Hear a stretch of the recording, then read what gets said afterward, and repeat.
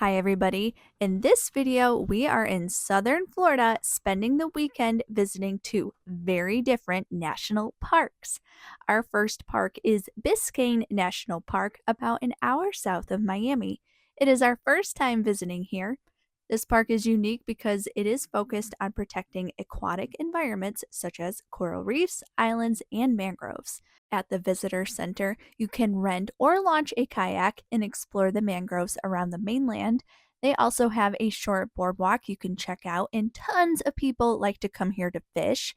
But the best way to experience this park is to book a boat tour. So, today, we have booked for us a snorkeling tour. My advice to anyone wanting to visit this park is to plan ahead. These tours aren't cheap, so book your tour early if there is a specific one you want. I would have preferred a combo tour that was part snorkeling, part kayaking the Jones Lagoon, but that tour wasn't offered every day, and the days we were going to be here, it was already sold out 2 weeks prior. So instead, we opted for the 3.5 hour snorkeling tour. We paid about $130 per person, which did not include anything at all. For the snorkeling gear, you need to bring your own or rent it there for an additional $16. We brought our own, but we did use the life jackets, which were provided at no charge. The coral reefs here are some of the largest in the world and was, of course, what we were hoping to see, but it was super windy, so our captain opted to take us out to some areas that were protected. The first area was the mangroves. We've never snorkeled at mangroves, and I must admit, I was a bit pouty about coming here, but wow, was it phenomenal! And some of the coolest snorkeling we've ever done. The water here was fairly warm and incredibly shallow. The ecosystem here is super cool, and we saw tons of things we've never seen before. Even the seaweed here was really beautiful, and you had to make sure you didn't kick your feet, otherwise, it would tear it up and you would ruin the visibility.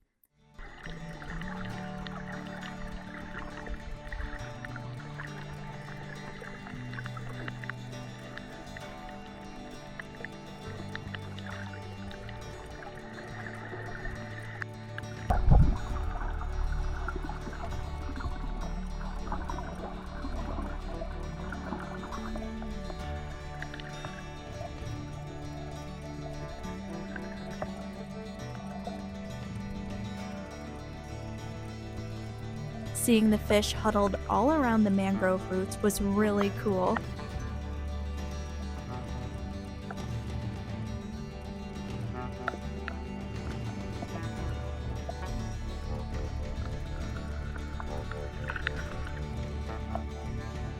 We also found a group of several lobsters, which was super exciting.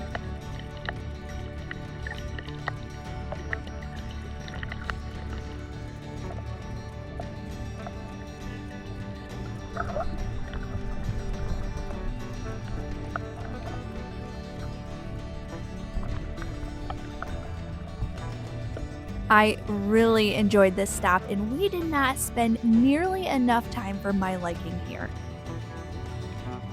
Next, they took us to a rocky shoreline which had the same types of fish here, but I found it to be a little less pretty than the mangroves.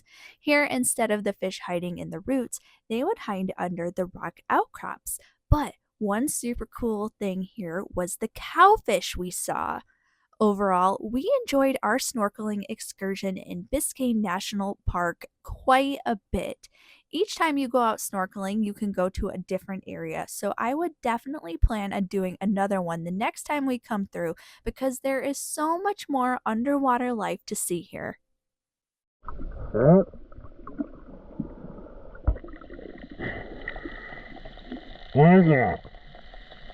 Today we are at Everglades National Park. This is Shark Valley.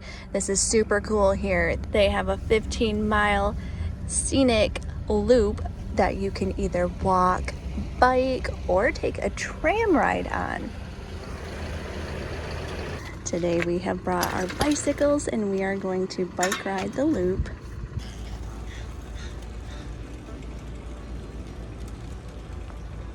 This is our third time actually biking. We really love it here. It's so cool to ride right next to alligators, and you see so many. If you come here and don't see an alligator, something was wrong. Now, I will say we did come last night and it was about 5:30 or so, and we didn't see very many alligators. Our assumption is that it was not very sunny, and so they were all in the water. So FYI, if you come, I think you'll have a better chance at seeing the gators if the sun is shining. Alligators are cold-blooded animals. They like to be out when the sun is shining, which is cool if you want to see a lot of alligators come when that is the case. However, there is very limited shade on the trail, and so it does get pretty hot. If you don't have a bicycle, you can rent them here from the visitor center. Biking is a really popular thing to do here, and so they do sell out quickly. There are mile markers on the pavement that will tell you how many miles you've gone. This is our 8th gator for today, I believe. Just a little guy. By little guy, he's still probably 5 or 6 feet, but they just chill. They don't really move or anything. We've never felt unsafe here. I think you're supposed to stay 10 or 15 feet back, but when they're right on the side of the trail, I certainly wouldn't want to go kick this alligator's tail or anything, but as you can see, we're pretty close, and this guy has no interest in us at all. If you are familiar with Mario, going down the drain pipes can take you to different worlds. This one is full of alligator. Not recommended. Gator, wow. One of my favorite things is when the gators are close to the road, like this guy, where his head is facing the road. And like a Nitty Muggins, we are riding by him twice. So when we ride by, he does open his eyes, but as soon as we go past, he just closes them. He just wants to be left alone. That's what most of them are out here just doing, just soaking up the sunshine. And I'm perfectly content with leaving him alone. Hi, Mom.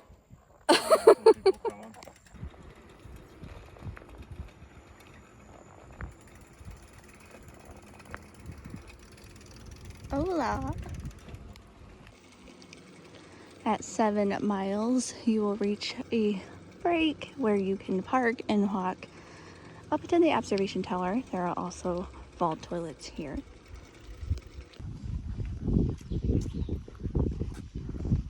This is where we just came. It's almost straight, and this is where we're gonna go.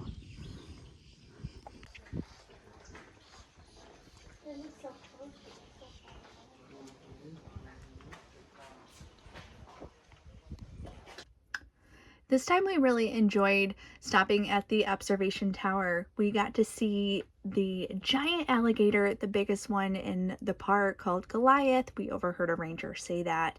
And we got to see a crocodile. You don't normally see crocodiles in Cayman here, but they are here, and we got to see a cool one swimming through the water, acting all scary and aggressive.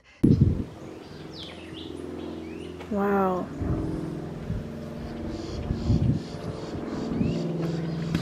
Gee.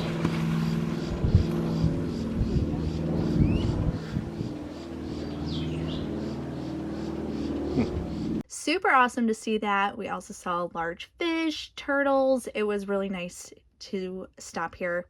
One tip I would say is try to get here either before or after a tram. Those trams carry about 65 or so people. That's a lot of people all of a sudden influxing on that little observation tower, and it's much more peaceful when you can just get there in between and have it all to yourself.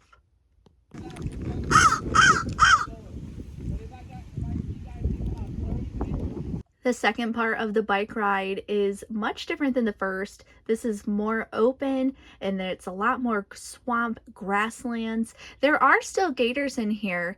2 out of the 3 times we have not seen a ton of gators. Today we didn't really see a ton. There were still some, but there wasn't a ton out. And we also had a lot of wind at us. It made it a little bit grueling to get back. This is our last gator of our bike ride today. We saw, I don't know, somewhere about 25 or so. Took us about 3 hours. And now's the time where we load our bikes up. And it's now tradition to go inside and get some ice cream.